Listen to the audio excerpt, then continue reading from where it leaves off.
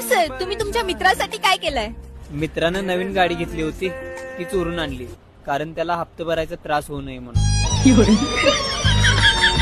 ज्यांना एका टाइमचं जेवण मिळत नाही त्या भिकाऱ्यांसाठी तुम्ही काय केलंय? एका भिकाऱ्याला खायला भेटत नव्हतं, त्याच्यावर केस टाकली आणि त्याला जेलमध्ये टाकला.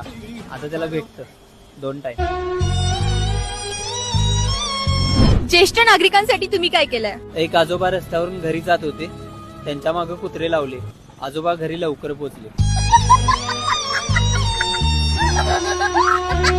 तुम्ही तुमच्या लहान भावासाठी काय केलंय? त्याचे पाय मोडले, कारण तो चुकीच्या रस्त्यावर चालू नये म्हणून.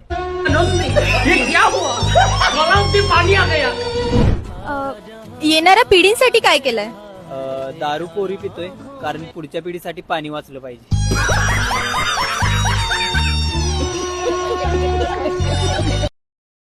Download ShareChat.